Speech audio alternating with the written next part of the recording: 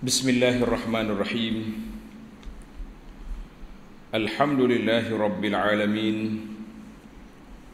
Wa bihi nasta'in ala umuri dunya waddin. Wassalatu wassalam ala al-mab'uthi rahmatan lil alamin. Nabiyyina wa habibina wa qudwatina Muhammad ibn Abdullah wa ala alihi wa sahbihi wa man walah, amma ba'du. Muslimin dan muslimat, para jemaah sekalian, Assalamualaikum warahmatullahi wabarakatuh. Alhamdulillah, syukur kita kepada Allah Azza wa Jalla kerana pada hari ini 25 Sya'ban 1443 bersamaan dengan 28 bulan Mac 2022, kita dapat teruskan pengajian kita dalam kitab Bahrul Madhi jilid yang kedua. Ini adalah merupakan siri yang kedua dalam jilid ini. Sambungan kita pada jemaah sekalian, hadis nombor 2 ataupun masalah yang ke-12. Jadi tuan syekh kita ni sistematik dia. Dia guna sistem nombor. Maknanya kita pergi mana pun kita akan tahu nombor berapa dalam jilid ni. Dia setiap jilid lah, dia tak sambung semua. Kalau tidak jadi ribu-ribu pula masalah. Panjang sangat nak rujuk klik. Jadi masalah yang ke-12, hadis yang kedua dalam jilid yang kedua. Tajuk dianya, tengok masalah 12. Tajuk dia awal dan akhir segala waktu sembahyang fardu. Hadis yang pertama yang dulu kita dah bincang tentang hadis Jibril. Hadis Jibril alaihissalam, dia mari jumpa Nabi sallallahu alaihi wasallam setelah Nabi kita turun daripada Mi'raj. Jibril mari ajar Nabi solat 2 hari. Hari yang pertama di awal waktu, hari yang kedua akhir waktu. Jibril kata al-waqtu fi ma baina hazain al-waqtain. Waktunya jarak aku solat malam. Sambungan kita hadis yang kedua ini. Wahai saudaraku, telah dikeluarkan pula oleh Imam Tirmizi, Abu Isa At-Tirmizi, akan satu hadis lagi yang menunjukkan awal dan akhir segala waktu sembahyang. Katanya, tengok hadis, tengok di atas lah. Atas tu nombor 2 tu dia ada baris. Bawah ni tak apa nampak mata kita tak. An Abi Hurairah radhiyallahu anhu qala Rasulullah sallallahu alaihi wasallam, inna lis-salati awalan wa akhiran, wa inna awwala waqti salati adh-dhuhri hina tazulu asy-syamsu wa akhira waqtiha hina yadkhulu waqtul 'ashri. Kita ambil satu-satu. Diriwayatkan daripada Abu Hurairah radhiyallahu anhu, katanya, telah bersabda Rasulullah sallallahu alaihi wasallam bahawasanya bagi sembahyang itu ada waktu pangkalnya. Dia guna pangkal, alif bawah yang permulaannya, dan ada waktu hujungnya. Dia ada 2 ya kita ni, pangkal, hujung. Pangkal dan hujung. Wa inna awwala waqti salatu zuhri hina tazulu syamsu, dan bahawasanya awal waktu bagi sembahyang zuhur ialah ketika gelincir matahari daripada rambang. Mana matahari duduk tengah langit, yuk turun sikit, maka zuhur lah tu.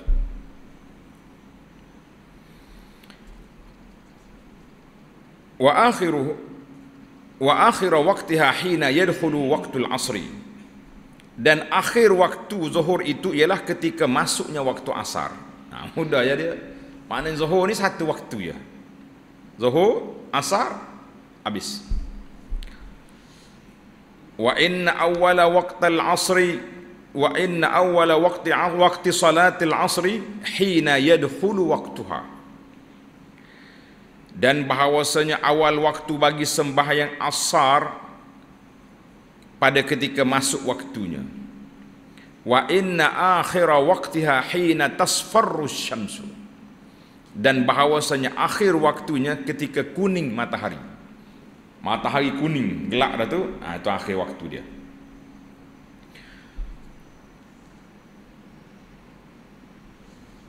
Wa in awwala waqtil maghribi hina taghrubu syamsu. Dan bahawasanya awal waktu maghrib ketika lenyap matahari, mana tenggelam matahari. Wa inna akhira waqtiha hina yaghibul ufuq.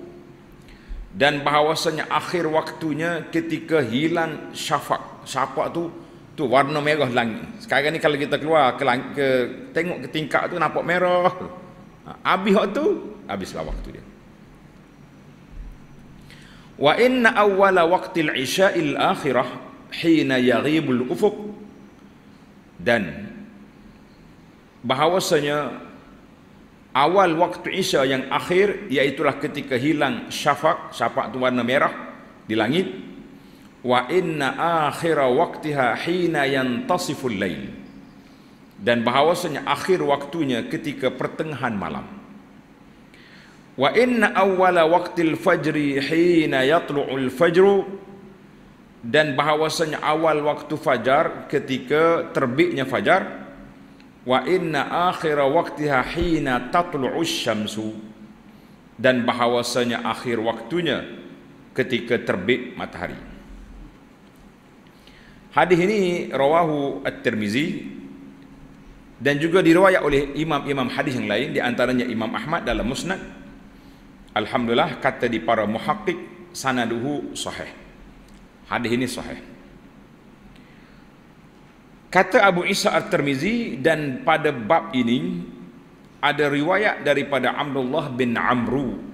Mana ada riwayat lain, jalur lain. Yang kita riwayat ini daripada Abu Hurairah. Artinya hadis ini ada jalur lain yang menguatkan hadis yang kita ada ini. Kita kata alhamdulillah, sesalah kita dari sudut matan hadis. Sekarang ni kita pergi pula kepada huraian hadis. Hadis ni kalau kita tak hurai, kita pun tak apa nak jelas. Maka kita pergi kepada huraian hadis. Masalah yang ketiga, 13. Masalah yang ke-13. Awal waktu zuhur dan akhirnya menurut pandangan Asy-Syafi'i. Ini kita ni mazhab Syafi'i, kita bincang tentang mazhab kita. Kata Al-Imam Syafi'i dalam kitabnya Al-Um, dan awal waktu zuhur itu ialah apabila yakin seseorang dengan gelincir matahari daripada pertengahan langit.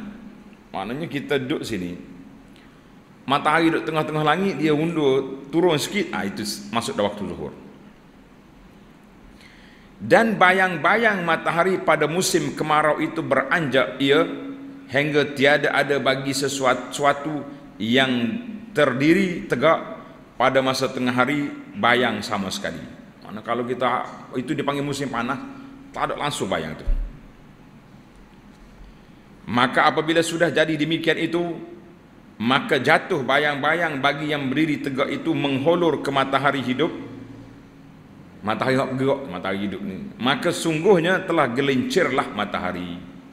Jadi kita duduk berdiri tengah-tengah tu nampak ada sikit, itu dia panggil gelincir. Maknanya matahari keluar daripada garisan tengah. Dan akhir waktu zuhur pada musim panas itu ialah apabila jadi bayang tiap-tiap sesuatu itu seumpamanya. Kita mudah ya, kita ambil galah pacok situ, bayangnya dia sama banyak. Habislah waktu zuhur, masuk waktu asar.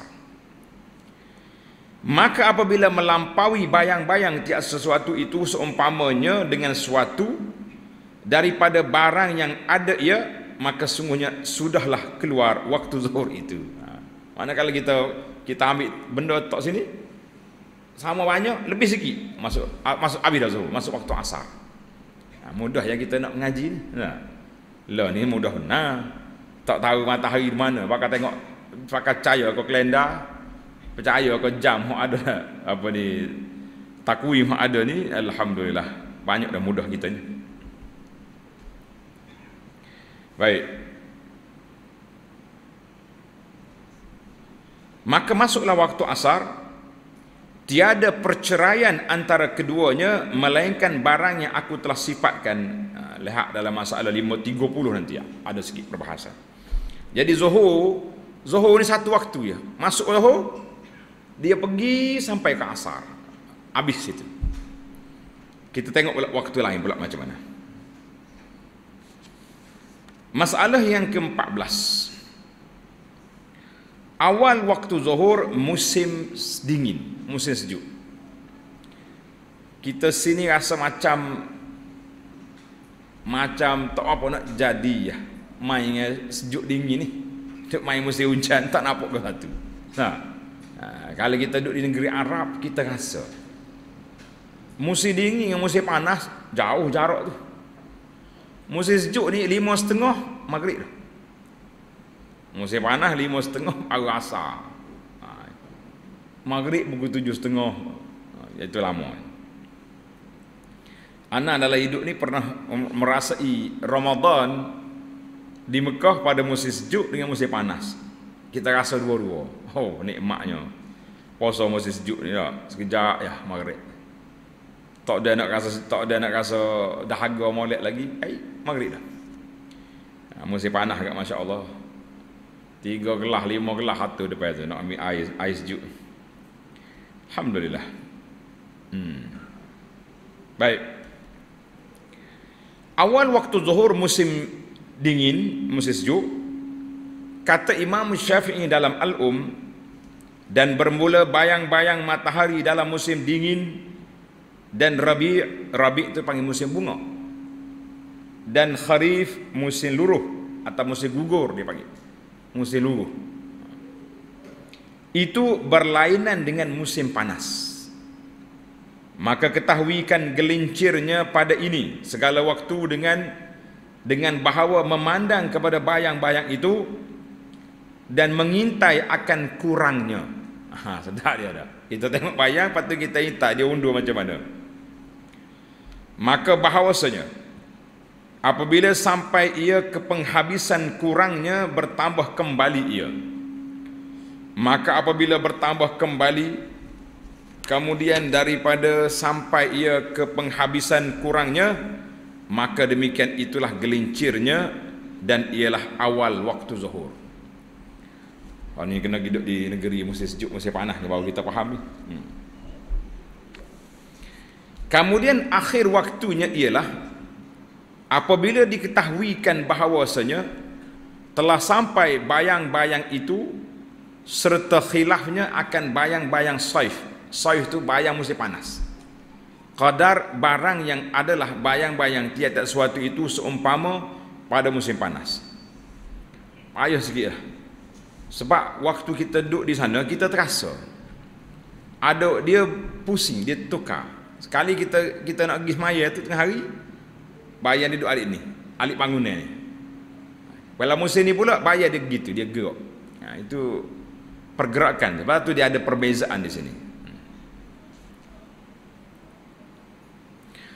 Dan yang demikian itu memberi ketahuikan barang yang antara gelincir matahari dan awal waktu zuhur itu daripada barang yang antara awal waktu asar dan malam. Maka jika nyata baginya daripadanya akan barang yang menunjuk akan dia, nasaya zahir ia dan memakai ia, dan jika tiada nyata ambillah yang lebih baik dan lebih sedap pada pikiran hingga difikirkan bahawasanya sembahyang akan dia. Kemudian daripada waktu telah masuk dan telah ihtiyat, makna mengambil langkah yang lebih selamat. Jadi mana kalau musim sejuk ni biasanya dia gelap sikit, dia tak macam panas. Jadi kalau kita agak macam tak apa jelas tu, kita kena ambil langkah ihtiyat, mana langkah berhati-hati, tengok jam berapa. Kalau kita ada jam mudahlah. Kalau ada jam tu mudah. Masalahnya kalau kita tak ada jam, macam mana kita nak ukur? Tapi ana tengok orang tua-tua di apa ni waktu kita duduk di Madinah tu. Kita tanya dia, "Zuhur dah?" Dia tak tengok jam. Dia tengok langit. Mana dia tak main jam ni. Kata dakhalal waqt salah, dia tengok atas. Lesa, maknanya tak lagi. Itu mata dia tu maknanya dia ada pengalaman dia dalam masalah Sini. Masalah yang ke-15. Mengenal zuhur ketika matahari dilindungi awan. Mana hari mendung ni, awan banyak. Macam mana kita nak tahu zuhur? Kata Imam Syafi'i rahimahullah, maka jika awan melindungi matahari, perhatilah dan kira matahari dan ambil ihtiyat. Ihtiyat itu langkah berjaga-jaga, berhati-hati. Dengan takhirnya melewatkan barang yang antara zuhur dan antara takutkan masuk waktu asar. Kalau kita nak pelewat zuhur, jangan sampai masuk waktu asar. Maknanya kita ambil tengah-tengah. Maka apabila sudah ambil lebih baik, maka sembahyanglah atas yang lebih berat, aghlab, mana lebih baik, lebih kuat sangkaan kita, masa dah masuk. Maka sembahyang itu memadai akan dia. Dan kenyataan yang demikian itu bahawasanya masa waktu zuhur itu panjang sehingga hampir boleh diliputi akan dia apabila diambil ihtiyat dengan bahawasanya gelincir ia. Maksudnya kita ambil langkah, matahari masuk dah ni. Dah masuk waktu zuhur, baru kita ambil. Dan bukannya seperti kiblat yang tiada bermasa baginya, bahkan atas dalil bukan masa. Jadi kita nak ada dua. Satu dia panggil ijtihad, nak menentukan kiblat. Kalau ni tak payah tunggu masa sebab kita nak jarak. Tapi bagi kita di sini, kita nak juga matahari. Sebab nak tengok apa ni, ke arah tu, arah matahari ikut mana. Payah juga tuan-tuan. Ana dalam hidup ni sekali kena waktu kita transit nak balik daripada Madinah tu, nak balik Kuala Lumpur, dia kena transit di Bangkok. Kapal terbang Saudi. Lepas tu baru naik kapal terbang balik Kuala Lumpur. Jadi masa transit tu kita keluar daripada airport, esok baru ada kapal terbang. Ketika itulah tak tahu nak gimana. Nak sembahyang tak nampak. Matahari gelap. Panggil taksi, kata mungkin hantar aku ke masjid Kacak Orang Putih kita dengan dia. Dia pun sanggup. Taksi tu lah hak motor tayar 3. Peh pergi kita. Kata boleh mayan. Kalau jumpa masjid, solat pun boleh, makan yang Islam pun banyak. Gigi nyogi hantar aku ketik, tak cahap besar kali. Allahu Akbar. Kata, I am Muslim, kata. Aku Muslim ni apa atas? Oh, you Muslim. Kona pula. Cari hak lain pula. Akhir kali hantar balik ke hotel. Gelap dah kita. Zuhur dengan asar tak jumpa cari kiblat lagi ni. Naik duk hitam matahari tu, nak tengok arah ni. Akhir sekali sikit ada bayang-bayang. Kita kata hak ni dah ni, nampak matahari duk alik ni mana petang ni mesti menjatuh kot ni. Itu dia panggil ijtihad. Tanya memang tak ada orang Islam. Masa tu perlu dalam handphone ni tak ada. Kalau ada zaman kita lah, ni mudah lah. Banyak tahu lah zaman muda dulu lagi. Kita kata ni lah dalam hidup aku ijtihad. Cari kiblat tak jumpa cari.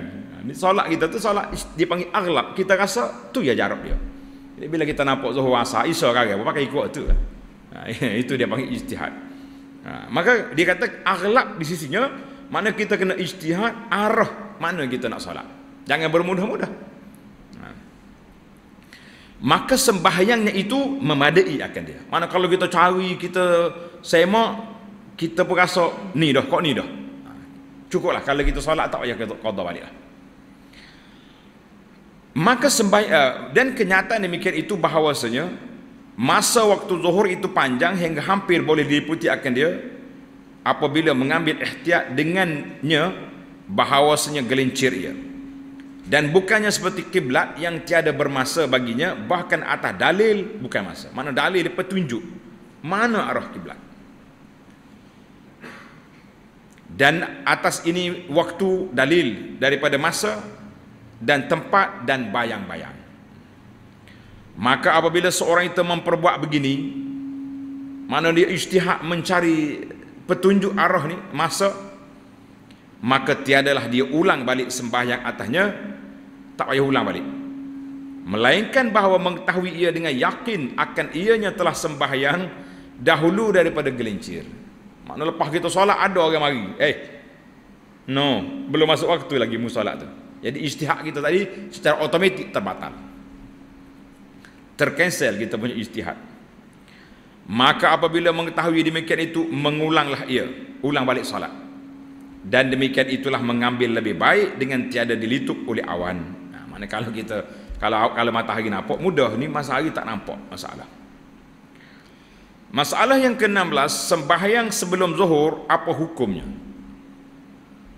Kata Imam Syafi'i rahimahullah, dan seseorang yang tahu dengan sendirinya atau dengan khabar oleh orang lain, orang nyata kepada dia, daripada orang yang dipercayai akan dia, bahawasanya telah sembahyang ia akan zuhur sebelum gelincirnya matahari, apabila tiada melihat ia atau mereka itu, nasaya lazim akan dia mengulangi bagi sembahyangnya.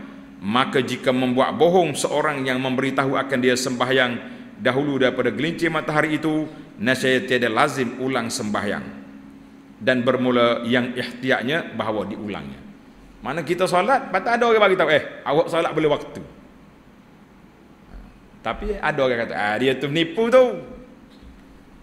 Jadi langkah terbaiknya ihtiyat, kita ulang balik. Sebab walaupun dia menipu, tapi dalam bahasa ada kaifa wa qad qila. Bagaimana kita nak mempertahankan hujah sedangkan ada orang kata tak masuk waktu. Ini kita kena ambil langkah berhati-hati. Yang ke-17, zuhur bagaimana orang buta. Orang buta dan orang yang kena kurung mengetahuinya. Mana orang buta tak nampak matahari, ataupun orang dalam penjara yang gelap gelita. Ada ke penjara apa ni, maksudnya gelap ni. Dia panggil zanzanah. Penjara Arak ni, zoli tu. Dalam tanah tak nampak apa, gelap lemak. Duduk dalam itu boleh kubur dah. Macam mana kita nak tahu waktu? Kata Imam Syafi'i rahimahullah, dan apabila adalah seorang itu buta, mendengarlah ia akan khabar orang yang dipercayai khabarnya pada waktu, dan ikut segala tukang bank padanya. Memadailah azan waktu. Dan jika seorang itu kena kurung dalam tempat gelap, ataupun ia buta yang tiada hampir dengannya seorang pun, bolehlah ia mengambil kira yang lebih baik dan lebih patut pada kira-kira agak waktunya padanya. Anggarlah, kata apa? Dan memadalah sembahyangnya hingga yakin ia akan sembahyang ia dahulu daripada waktu, maka diulanglah sembahyangnya, dan bermula waktu itu berlainan dengan kiblat, kerana bahawasanya pada waktu itu masa, maka jadilah tempohnya itu seperti dalil, dan tiada demikian pada waktu pada kiblat. Kiblat tak ada masa, cari je. Maka jika mengetahui akan bahawasanya sembahyang ia kemudian daripada waktu, dah masuk waktu dah, memadailah akan dia, dan adalah ia sekurang-kurang kerja itu jadi qada ya. Kalau dia solat terlepas waktu dah, jadi qada. Yang peliknya, yang masalahnya sebelum waktu. Sebelum waktu nak jadi qada apa, tak masuk waktu lagi. Baik, kita teruskan. Masalah yang ke-18. Masalah yang ke-18, asar, waktu asar. Bagaimana mengetahuinya menurut Imam Syafi'i? Kata Syekh rahimahullahu ta'ala dalam dan bermula waktu asar di dalam musim panas itu. Kita pergi musim panas pula. Apabila melampaui bayang tiada sesuatu itu seumpama sesuatu barang yang ada ia. Maknanya satu lebih sikit, asar. Dan yang demikian itu waktu bercerai daripada akhir waktu zuhur. Dan apabila adalah masa yang tiada ada bayang-bayang padanya sebegini, tak ada bayang hari itu, hari gelap, hari hujan, takdirkan bayang-bayang yang ada ia kurang. Kita buat anggaran takdir itu. Maka apabila bertambah ia daripada kurangnya, maka itulah gelincirnya. Kemudian ditakdirkan barang yang jikalau ada ia musim panas, penghabisan bayang-bayangnya, bahawa ada ia seumpama yang berdiri, maka apabila melampaui ia akan demikian itu sedikit, maka sungguhnya masuk waktu asar. Mana kita duduk berdiri, bayang kita lebih pada kita sikit, lebih sikit masuk waktu asar. Kita dah bincang di awal tadi, waktu asar dengan zuhur ni bersambung, habis zuhur asar. Masalah yang ke-19, asar bagi orang buta dan orang yang kena kurung, bagaimana cara? Macam tadi juga lah. Kata Imam Syafi'i rahimahullahu ta'ala dalam Al-Um, dan apabila adalah hari itu diliputi awan, atau ia kena kurung dalam gelap, atau ia buta di negeri, atau tempat yang tiada seorang pun bersamanya, tak ada orang Islam situ, memperbuatlah sebagaimana telah aku sifatkan pada mengetahui waktu zuhur tadi. Tengok masalah 17. Tiada bersalahan ia pada suatu intah. Maka dengan yang disifatkan oleh Imam Syafi'i itu, tiada seorang dalam kesamaran lagi. Jadi kita ambil langkah berhati-hati macam tadi juga lah, macam zuhur tadi juga. Masalah yang ke-20, sembahyang maghrib dan waktunya mengikut mazhab Syafi'i. Kata Imam Syafi'i rahimahullahu ta'ala, tiada bagi waktu maghrib itu melainkan satu saja. Maghrib dengan zuhur ni satu je. Dalam satu je. Dan kenyataan demikian itu ialah waktu lenyap matahari. Dan demikian itu diterangkan dalam hadis jadi Imam Jibril bagi Nabi sallallahu alaihi wasallam dan pada lainnya. Kita dah sebut dalam hadis yang pertama dulu. Lihat masalah 9. Telah berkata Imam Syafi'i, dan boleh ambil kira lebih patut akan masuk maghrib itu oleh orang yang sembahyang pada masa lindung awan akan harinya. Begitu juga orang yang kena kurung dalam tempat gelap dan orang yang buta, ambillah kira lebih patut akan masuk maghrib itu sebagaimana aku sifatkan mengetahui waktu zuhur dalam masalah 17 tadi. Tengok, dan ditakhirkan dia hingga difikirkan bahawa masuk waktunya ataupun sudah melampaui waktunya. Ini kena ambil langkah berhati-hati macam tadi jugalah. Baik para jemaah sekalian, masalah yang ke-21, Isya dan waktunya pada mazhab Syafi'i. Kata Imam rahimahullahu ta'ala dalam dan awal Isya ialah waktu habis lenyap syafaq. Maknanya waktu merah di langit telah habis, masuklah waktu Isya. Syafaq dia kata sabur-sabur merah. Sabur-sabur merah tu warna merah kaki langit. Kita main kaki langit, walaupun langit tak ada kaki, tapi kita kata di kaki langit. Dan ialah syafaq merah di dalam maghrib. Mana dalam waktu maghrib, bila habis merah tu Isya. Maka apabila hilang merah, maka tiadalah nampak daripadanya sesuatu, maka masuklah waktu Isya. Bila kita nak belajar sekali ni, kita duduk di padang ke atas bukit ke, kita tengok waktu solat tu, tengok cara manual macam ni, agak-agak boleh ke tidak. Kita cubalah tengok. Lepas tu ada jam, ada kompas tu, tunggu dulu, jangan bagi tahu. Nak tengok puan ijtihad betul tak betul, kena buat sekali-kali. Relah duduk atas bukit mana-mana tak, kita tengok waktu solat, belajar waktu solat. Molek juga ni. Allah irham ayahanda kita dulu rahimahullah, dia kata waktu dia belajar Mekah, peringkat awal dulu lah, tahun 50-an tu, taklah banyak lampu macam lah ni. Jadi hak guru dia, hak mengajar falak ni, nak kira waktu solat ni, datuk kita, bapak mertua dia lah. Dia kata mari kita naik bukit Mekah banyak ke, Bukit Abi Qubis, naik atas tu, dia duduk main situ ya, kira-kira tengok, dia panggil rubuk mujiz, nak tengok waktu solat. Jadi belajar tengok, mudah zaman lah ni, naik tak apa jadi menggawar lapu cerah. Baik, masuk. Lah ni senang ya, tak sedap tengok apa-apa. Bunyi tak? Yalah dah habis cerita.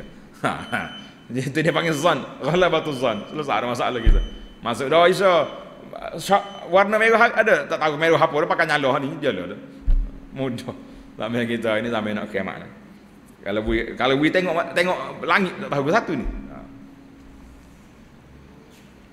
Baik. Jadi kata dia, maka apabila hilang merah, maka tiada nampak daripada sesuatu, masuklah waktunya. Dan barang siapa memulai sembahyang Isya pada halnya ada tinggal atasnya suatu daripada merah, nascaya mengulang ia akan dia.